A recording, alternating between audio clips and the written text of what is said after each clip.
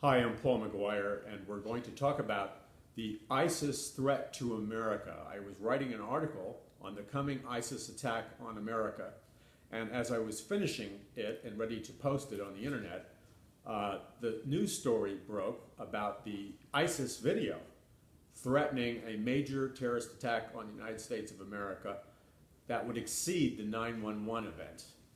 Now, I wrote this in the article, but I didn't expect that within 60 minutes after I finished the article, and in fact, as I was preparing this video message, that ISIS would raise their level of threat and escalate it so quickly.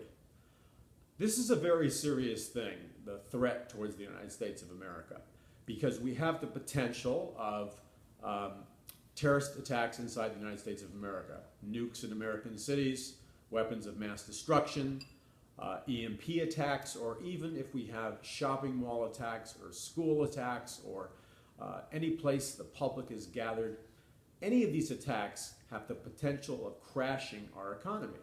Now, there would be a response by the United States of America, and that response would be militarization domestically, perhaps martial law, troops on the street, because if you have nukes going off and you have terror threats becoming realities, it becomes a very dangerous situation. And this is something that faces America. And this is the goal of terrorist groups like ISIS. They want to destroy America. And they plan to do it first by inflicting mass casualties, pain, and suffering in the streets of America, by detonating bombs and killing people, as they have done in other nations and as they have specifically done to Christians in other nations. And then the second front of the terror group's attacks, like ISIS, is a more subtle one, in which they can destroy potentially America by different means. And this means is that if ISIS or other groups like ISIS inflict enough terror or the threat of terror, and they use the formula of terror and fear against the United States of America, theoretically they could force America to radically transform itself. So you would have a best efforts attempt to protect the nation by increasing police state style of governance upon America. Nobody would want this, but if the terror level was raised to a sufficient state, that's what would occur. So by using and manipulating terror and fear, the second front by which ISIS can strike and destroy America is a more psychological threat. If they can force America to radically transform ourselves from a free nation based on a constitution and the Bill of Rights, if they can radically transform America into a totalitarian state or a police state, which may be well-intentioned in terms of protecting America's survival, but there, on a psychological level, ISIS or other groups accomplish a far more sinister and a far more destructive goal. Because here, they kill America and they destroy America covertly through psychological means. And they destroy everything America represents. Now, America is imperfect. We all know that. But America is still a nation that is a shining light to the other nations. America represents things that other nations, they don't have that DNA in their history or their governance. I'm talking about the Constitution and the Bill of Rights and the unique freedoms and vibrancy that represents America.